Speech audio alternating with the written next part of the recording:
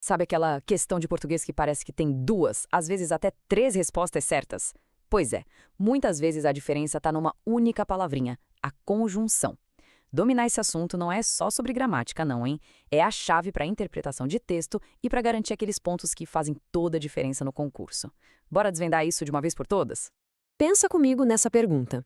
Numa prova, a simples troca de uma conjunção pode inverter completamente a lógica de uma frase, transformando um acerto garantido num erro bobo. E o nosso objetivo aqui é exatamente este: fazer com que essas palavras trabalhem a seu favor e não contra. Para a gente organizar o raciocínio, esse aqui é o nosso roteiro.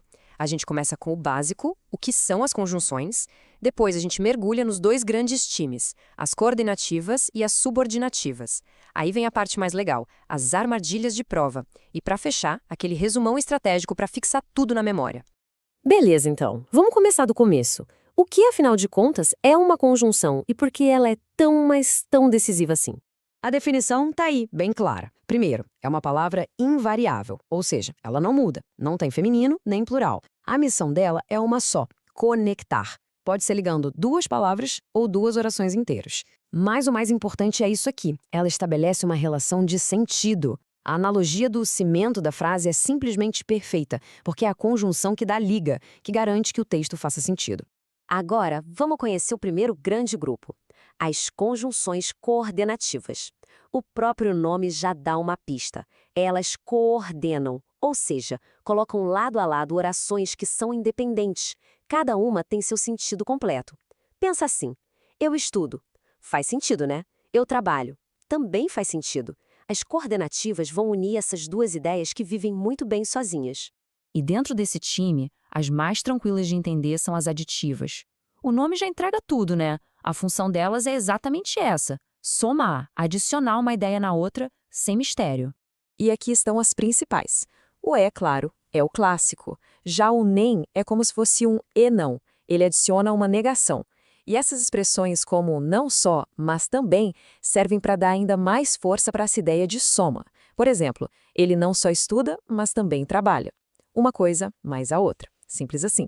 Agora, ó, atenção máxima aqui, pessoal, porque a importância disso para a prova sobe e muito. As conjunções adversativas são aquelas que trazem uma ideia de oposição, de quebra de expectativa. É quando você espera uma coisa e a frase te entrega outra. E aqui está o pulo do gato.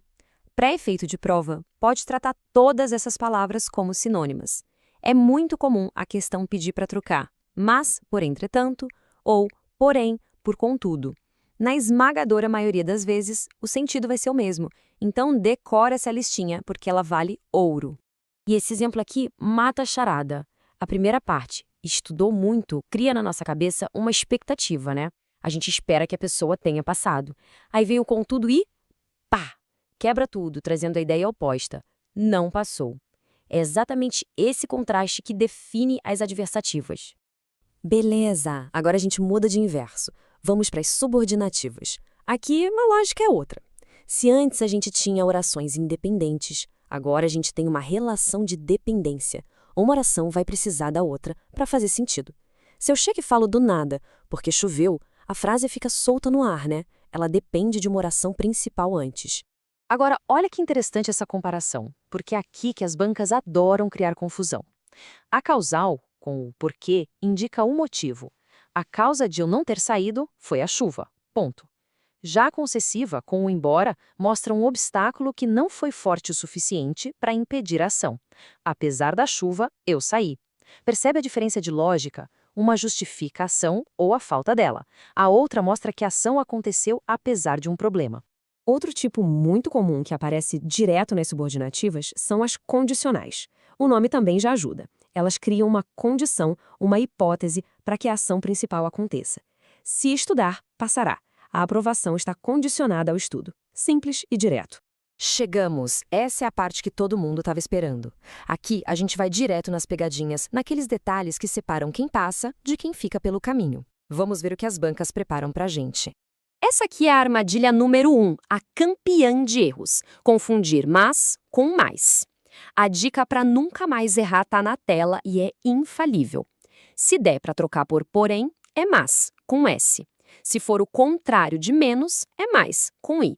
Um erro aqui é fatal, mas é totalmente evitável com esse truque. Ah, o quê? Esse carinha é um verdadeiro camaleão da língua portuguesa e um perigo nas provas. Olha só, como integrante, a gente consegue trocar a oração inteira por isso. Espero isso. Como consecutiva, ele é a consequência de algo muito intenso. Estudou tanto que passou. A comparativa é fácil. E muita atenção, ele pode não ser conjunção, e sim pronome relativo, quando dá para trocar por o qual ou a qual. O livro qual li é bom. O segredo é sempre testar essas substituições.